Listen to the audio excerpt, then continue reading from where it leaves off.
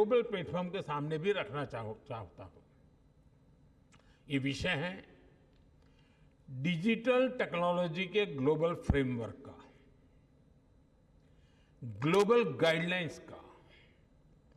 अब समय आ गया है कि ग्लोबल इंस्टीट्यूशंस को ग्लोबल गवर्नेंस के लिए इसके महत्व को स्वीकारना होगा। टेक्नोलॉजी के लिए वैश्विक स्तर पर डूज एंड डोंट्स बनाने होंगे। आज जितने भी डिजिटल टूल्स और एप्लीकेशंस हैं वो बंधनों से परे हैं, किसी भी देश की बाउंड्री से परे हैं। इसलिए कोई भी देश अकेले साइबर थ्रेट से अपने नागरिकों की रक्षा नहीं कर सकता। इसके लिए हमें मिलकर काम करना होगा। ग्लोबल संस्थाओं को आगे बढ़कर जिम्मेदारी उठानी होगी। हम जानते हैं, हमारा अनुभव, जैसे हमने एविएशन सेक्टर के लिए एक ग्लोबल रूल्स एंड रेगुलेशन का फ्रेमवर्क बनाया है, वैसे ही फ्रेमवर्क की जरूरत डिजिटल वर्ल्ड को भी है। और इसके लिए WTSA को और अधिक सक्रियता से काम करना होगा। मैं WTSA से जुड़े हर सदस्य को से कहूंगा कि वो इस दिशा में सोचें कि कैसे टेलीकम्युनिकेशन को सभी के लिए सेफ बनाया जाए।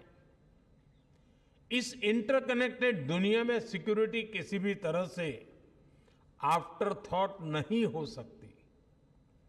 भारत के डेटा प्रोटेक्शन एक्ट और नेशनल साइबर सिक्योरिटी स्ट्रेटेजी एक सेफ डिजिटल इकोसिस्टम बनाने के प्रति हमारे कमिटमेंट को दिखाते हैं। मैं इस असेंबली के सदस्यों से कहूंगा, आप ऐसे स्टैंडर्ड्स बनाएं जो इंक्लूसिव हो, सिक्योर हो और भविष्य के हर चैलेंज के लिए एडेप्टेबल हो। आप एथिकल AI और डेटा प्राइवेसी के ऐसे ग्लोबल स्टैंडर्ड्स बनाएं जो अलग अलग देशों की डाइवर्सिटी का भी सम्मान करें।